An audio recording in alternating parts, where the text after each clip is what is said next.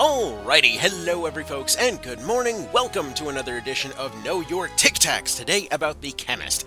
For all intents and purposes, if we're going to just go and beat the dead horse of Pokemon analogies into the ground yet again, this guy would functionally be the Blissey of the team.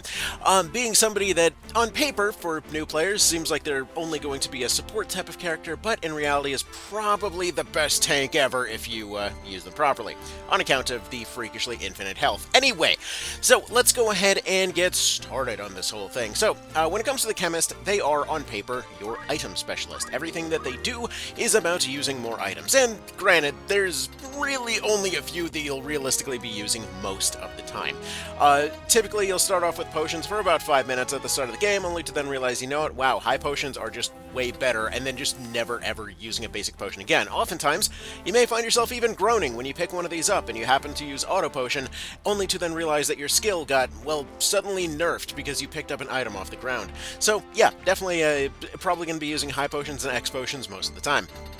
Ethers are nice, but again, one of those things you probably will oftentimes end up forgetting because stuff like Chakra on the Monk exists. So realistically speaking, you probably won't see a whole lot of action coming out of these ones, but what you will end up using, probably more than anything else, are going to be the Phoenix Downs. Many characters will come with this already learned. There is technically a remedy that'll get rid of most status ailments. You do have stuff like Holy Water that you'll basically only remember for one fight at the end of the game, and then everything else certainly exists. Most of the things on this list you'll realistically completely forget about until you're in the one very oddly specific situation where they actually matter.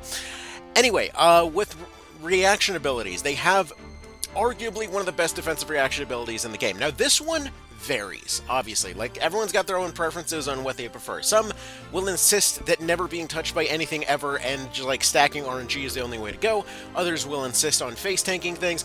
But when it comes to the idea of just giving yourself more or less infinite health, Auto Potion is certainly one of the best ways to do it. Even at a bravery of only 53, this guy has basically, well, more or less been kept partially immortal through Auto Potion for a decent bit. Now, this is the same guy that I had for the Archer video previously, but still, Auto Potion was on him a huge chunk of that time, basically only getting replaced by the Chantage later because I don't honestly know why I didn't do that sooner. But still, Auto Potion will automatically use the lowest quality potion in your inventory just on the spot as soon as you end up getting hit. So basically, as long as you end up taking less than 150 damage, you have been healed instead of being damaged. Now, you may notice that actually applies to quite a lot of things that can potentially hurt you. So yeah, this more or less causes you to self-heal all the time, being one of the best regeneration type things that there possibly is. Oh, you need to go heal that guy at a distance? Okay, throw a rock at him. You need to go make sure that your knight is potentially unkillable? Well, give him Auto Potion as well. Suddenly he ends up blocking a hit and healing himself for 150 instead. This is a very, very swingy ability. It's one of the most standard ways to basically get yourself out of any jam that there is. Easily one of my favorite skills in the game. But yeah, when it comes to Autopod, just remember to sell your lower quality stuff.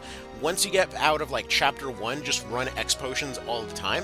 Realistically, you probably won't even be using the manual command for those things, and this is basically just 150 health at all times. So, yeah, great stuff.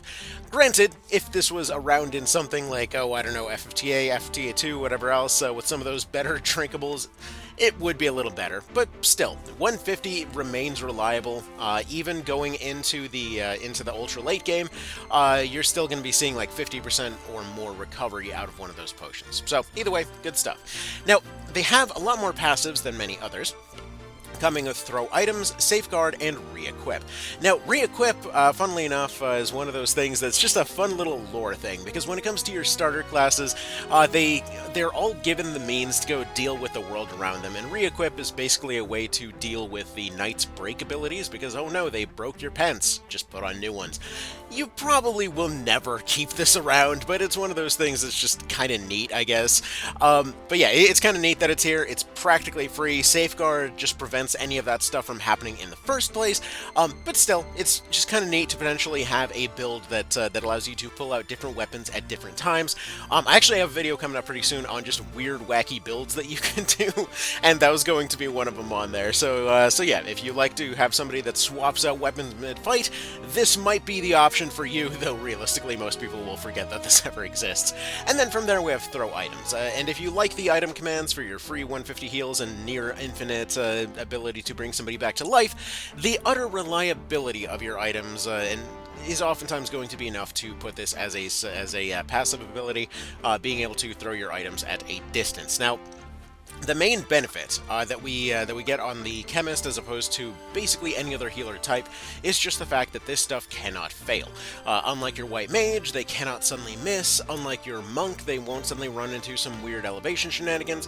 When it comes to the reliability of these things, they are never going to let you down, which is, again, even though they can't possibly reach the massive peaks of many of the other options, it is a very useful tool. Additionally, it's worth noting that when it comes to Phoenix Downs, even though getting your own people up at low health isn't exactly always ideal, the nice thing about this is that if you are, let's say, poaching, or if you are taming, or if you're doing anything that potentially involves cheesing around a health bar, this is something that can potentially have additional usages as a utility skill. Like, let's say you have somebody walk in, like say you're going to try to poach a lot of high-end monsters, calculate instant death, they die, throw a Phoenix down on them, now they're low enough to just be tapped by any slight basic thing, you know? So there's a lot of things that you can do with this as well, just kind of an important tool to keep in your tool belt. Realistically, you'll probably be aware of the fact that you can already do this stuff. Probably doesn't need mentioning, but hey, whatever, it's there. Anyways, from there we also have Treasure Hunter, so this will cause you to get better items, well, either get items or get better items. The thing is, though, this is also scaled off of your bravery being relatively low. So, if you have somebody with relatively low bravery and you have a Chemist with Treasure Hunter, and, you know, you give them some flight boots or something, then they're able to, or not flight boots, well, I guess you just kind of can give them whatever. Hover boots will help a little bit, just not very much. But either way, it allows them to go pick up those items. Now, 9 times out of 10, those items are just not really going to be worth it until you get to stuff like Midnight Steep. But it's cool that it's here anyway. A lot of people make it a kind of point of their playthrough to go pick up items all over the place. In fact, there was one that I completely didn't know about recently that involves apparently pulling some eye drops out of a volcano, which is just like... That's an interesting story. I want to know how that got there. But yeah, Treasure Hunter allows you to pick up items. This is one of those abilities that it's always a little strange that for any releases or re-releases of this game, they didn't just have it built in passively into everything. Because this is almost never going to be the movement ability that you specifically want to take. You take it because a guide told you that there's an item over there, and then you stack it up with your Chemist when, you know, you want to maximize your odds of it being the thing that you want. And then you reset over and over until it happens. Like, it's a little weirdly archaic, considering that they were almost ready to go die on that hill of making sure that you can't steal the Genji set. It's weird that this is still here for that reason, but either way, now that you can double stack this, this does allow you to potentially combine other types of movement items to then allow you to go pick up certain hidden items all over the map. Where are these? It'll never tell you. Look up a guide. Anyway, moving on. As far as the loadout for this guy goes, they're pretty basic. You've got clothes, you've got daggers, and you've got guns. Now, if you're playing on Tactician, these guns are not necessarily going to be as good, so there's also that little shindiggery to consider. Yeah, as far as knives go, their loadout is exactly okay. You're typically not going to get too much craziness out of those knives. Like, for example, you can run main gauche and parry, and that's pretty cool. I mean, you can, just run a parry evasion build, and you can just kind of imagine that they decided to go play some Resident Evil 4, except he kind of forgot his gun somewhere, and then he just decided to take over for being a merchant, so he's just running around parrying everything. Some of these builds are dumber than others, but the point is that, they, aside from the main gauche, aside from just sniping stuff with a gun, you really aren't using these guys for offense very much, and especially on Tactician, the guns just do not really hold up very well. Like, yes, allegedly, this is damage 20, if you say so. Like, what's funny is, even somebody that was going and running the aim build that I was talking about from the Archer, along with a glacial gun, was doing some pretty pitiful numbers. So yeah, I don't know. I don't know what it is about these guns that are not necessarily holding up like they did before, but either way, you don't really use these guys for their offense. You use them for their support abilities. You use them for the purpose of giving yourself infinite health. You use them for the purpose of giving yourself items, and the reliability those items contain within.